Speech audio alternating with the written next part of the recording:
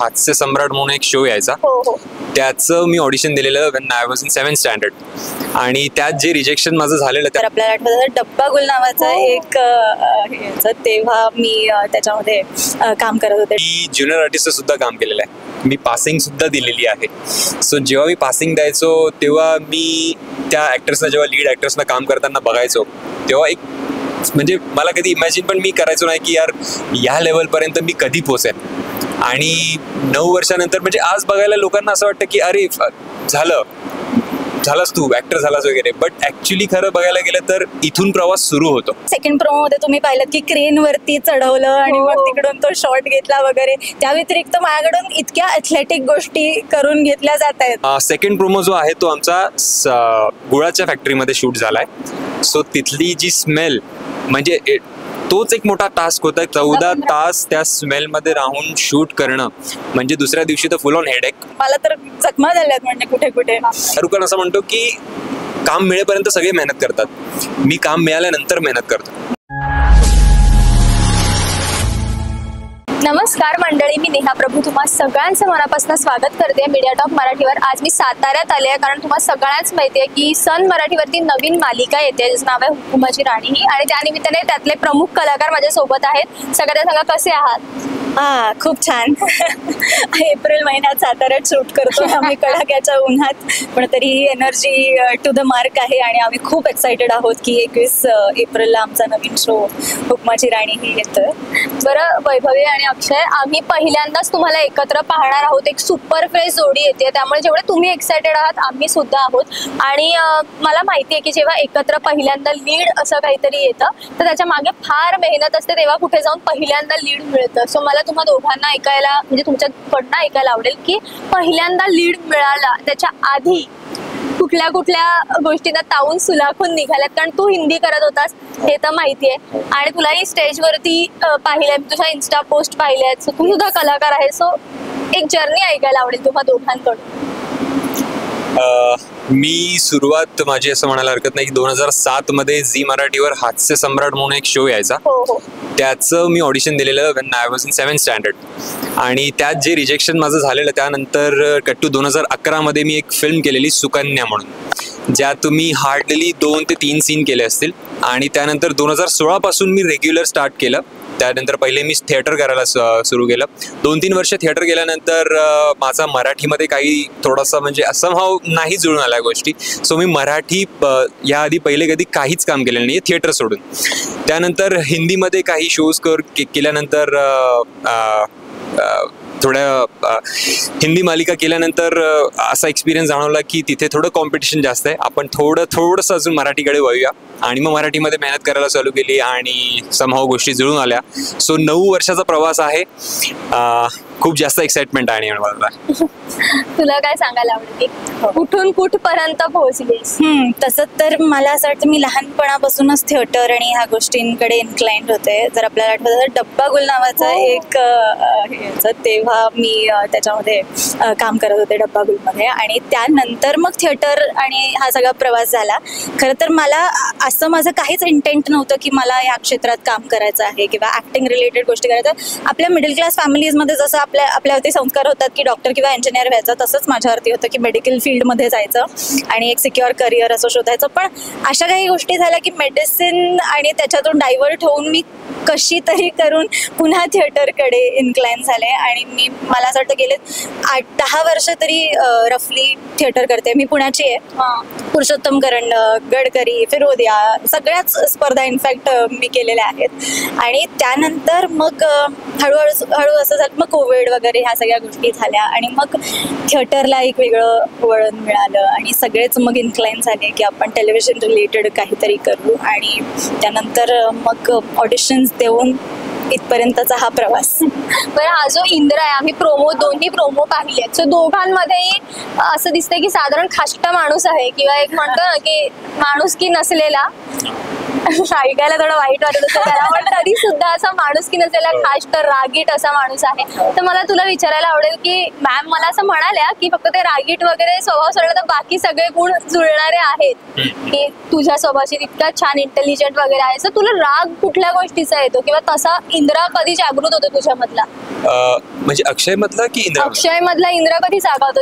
अक्षय मधला इंद्रा तेव्हा जागा होतो जेव्हा वेळेची कोणी किंमत करत नाही. सो असं म्हणायला हरकत नाही की इंद्रजित मध्ये आणि अक्षय मध्ये कॉमन काही गोष्टी आहेत, एक दोन गोष्टी ज्या हजरजबाबीपणा, वेळेची किंमत करणं, आणि वेळेची किंमत नाही झाली की मग थोडासा इंद्रा जागा होऊन जातो अक्षय मधला. आणि असं नाहीये की इंद्रामध्ये माणुसकी नाहीये, फक्त इंद्राला जर दोन ऑप्शन दिले, यश आणि माणुसकी, तर इंद्रा यश चूज करेल, कारण त्याची एक थॉट प्रोसेस आहे वेगळी. सो असं सगळं आहे. बरं, तुझंही एक पाहायला मिळालंय की साधारण तू प्रवाहाच्या विरुद्ध जाणारी आहेस, कायद्याच्या भाषेत बोलणारी आहेस, हुकुमशाही मोडणारी आहेस. राईट. तर खऱ्या आयुष्यात सुद्धा वैभवी अशी आहे का की जिथे चुकीचं दिसतंय तिकडे जाऊन ती मोडता घालेल आणि खऱ्यासाठी उभी राहील, किंवा असं कधी केलंयस का तू?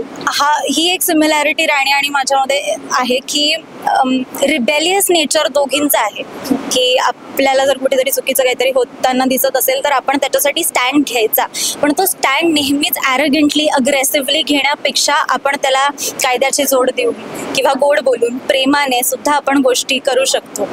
हे आमच्यामध्ये एक सिमिलॅरिटी आहे. बरं, आम्हाला कळलंय की तुम्ही खरोखरच इथे शूट करताय, म्हणजे खऱ्या फॅक्टरीमध्ये शूट करताय, तर आम्हाला पाहताना, टीव्हीवर पाहताना छान वाटतं, पण कसं असतं की त्याच्या मागे खूप मेहनत असते किंवा खूप गरम होत असतं, जे की स्क्रीनवर आम्हाला नाही कळत, त्याच्या मागचे कष्ट नाही कळत. ती मेहनत काय हे जाणून घ्यायला आवडेल, कारण की ते जितकं छान दिसतं त्याच्या मागे तितकाच घाम गाळलेला असतो. सो किती कष्ट किती पडतात. खरंच ऍक्च्युली जे दिसायला जितकं इझी असतं तेवढं ते इझी नसतं. आम्ही एक सेकंड प्रोमो जो आहे तो आमचा गुळाच्या फॅक्टरीमध्ये शूट झालाय. सो तिथली जी स्मेल, म्हणजे तोच एक मोठा टास्क होता की 12पेक्षा जास्त आवर्स आपण शूट केले. 14 तास त्या स्मेलमध्ये राहून शूट करणं म्हणजे दुसऱ्या दिवशी तर फुल ऑन हेडेक. आणि एक सीन आम्ही इथे शूट करत होतो, इथे लिटरली ह्या गोष्टीची काळजी घ्यावी लागते की सगळं काही काही ठिकाणी ऑइल सांडलेलं असतं, आणि जर ते नॉर्मल ऑइल नसतं जे आपण नॉर्मल ऑइल आपण हात धुतले फेस लिक्विड वॉशने आणि तसं नसतं. हे ऑइल असं असतं की हे ऑइल जर तुम्हाला लागलं तर मग खराब झाले. आणि सो अशा बऱ्याच गोष्टी आहेत ज्या रिअल लोकेशनवर शूट करताना खूप सांभाळाव्या लागतात. झालंय का असं काही की आतापर्यंत तर असं काही झालेलं नाहीये, टचवूड. पण आता हार्डली आम्हाला 15-20 दिवस झाले शूट करून, सो एवढा काही आम्हाला जाणवलं नाहीये. पण हो, आता जसं तू विचारलंस की काय तुम्ही वेगळं करताय, तर मला म्हणजे जसं सेकंड प्रोमोमध्ये तुम्ही पाहिलं की क्रेनवरती चढवलं आणि मग तिकडून तो शॉट घेतला वगैरे, त्या व्यतिरिक्त माझ्याकडून इतक्या ॲथलेटिक गोष्टी करून घेतल्या जात आहेत कॅरेक्टर थ्रू, ज्या मी खऱ्या आयुष्यात कधीच केलेलं नाही आहेत. आता तुम्ही फर्स्ट एपिसोडमध्ये पण बघाल, ती अतरंगीच एक मुलगी आहे, तिला काही म्हणजे ती झाडावरती चढेल, ती हातगाड्या घेऊन पळेल, ती काय विचित्रच गोष्टी करत असते. तर ह्या सगळ्या गोष्टी मला एक्सपिरियन्स करायला मिळत आहेत. इनफॅक्ट माझ्याकडून करून घेतल्या जात आहेत. मग ते ब्रुजेस आणि कट्स, आणि मग मला तर जखमा झाल्यात म्हणजे कुठे कुठे, किंवा धूळ माती एवढी आहे आणि एवढ्या उष्णतेत आम्ही शूट करतोय, तर मी छान पेडिक्युअर मॅनिक्युअर केलेले हात वगैरे आता ते गेलंय सगळं, पण आता झटका ते सगळं बाजूला आणि राणी बना. बरं, आपल्याला थोडंफार का होईना आपली जेव्हा प्रमुख भूमिकेमध्ये मालिका येते त्यावेळेला कुठेतरी यशाची गोडी थोडीफार चाकली असं म्हणू शकतो. म्हणजे अगदी खूप मोठी अचिव्हमेंट आहे, पण प्रोत्साहन द्यायचं असेल तर आपण म्हणू शकतो की थोडीशी अचिव्हमेंट असं बोलायला म्हणा. तर त्यावेळेला बऱ्याच मागच्या गोष्टी आठवतात, काही वाक्य आठवतात जे आपण कधी विसरू नाही शकत, आणि त्या वाक्यांमुळे आपण इथे पोहोचलेलो असतो. कधी कधी ती मनाला लागलेली असतात, पण तीच असतात वाक्य की ज्यांच्यामुळे आपण इथे पोहोचलो. जेव्हा कोणीतरी म्हणतात तू करू शकत नाहीस, आणि तेव्हा आपण ते कृतीतनं दाखवतो. तुमच्या बाबतीत असं काही आहे का की आठवतात का काही वाक्य की कोणीतरी असं तुम्हाला एस्टिमेट केलं? मला अशा गोष्टी म्हणजे सांगायला हरकत नाही की मी म्हणजे म्हणतो की 9 वर्षाचा प्रवास आहे. हा प्रवास मी ज्युनियर आर्टिस्ट सुद्धा काम केलेला आहे, मी पासिंग सुद्धा दिलेली आहे. सो जेव्हा मी पासिंग द्यायचो तेव्हा मी त्या ऍक्टर्सना, जेव्हा लीड ऍक्टर्सना काम करताना बघायचो, तेव्हा एक म्हणजे मला कधी इमॅजिन पण मी करायचो नाही की यार या लेवलपर्यंत मी कधी पोहोचेन. आणि 9 वर्षानंतर म्हणजे आज बघायला लोकांना असं वाटतं की अरे झालास तू ऍक्टर झालास वगैरे, बट ऍक्च्युली खरं बघायला गेलं तर इथून प्रवास सुरू होतो.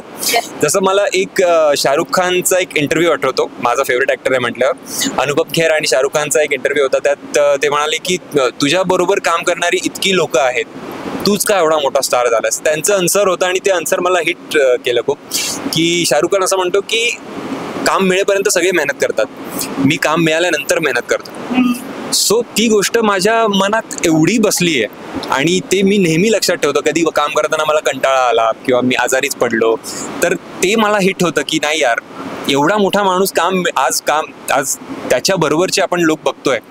खूप क्वचित 2-3 हाताच्या बोटावर तुम्ही मोजाल इतकी लोक आहेत जे आता त्याच्यापर्यंत टिकले आहेत. सो हेच आहे की यार, काम मिळाल्यानंतर ऍक्च्युली खरा प्रवास सुरू होतो.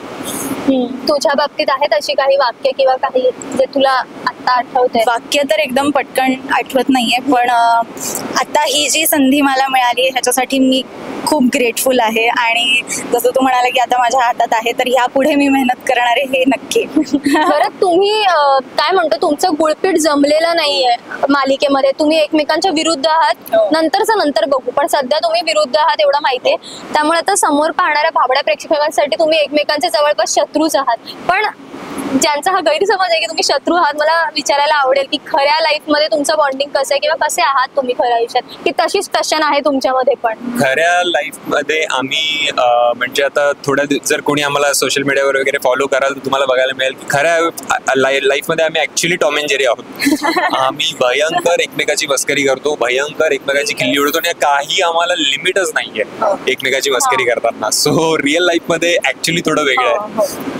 म्हणजे तुम्ही एकमेकांचे तसे पाहता ते फक्त ऑनस्क्रीनच आहे, पण त्यातलं थोडंफार काही पर्सेंट मध्ये रिअल लाईफ मध्ये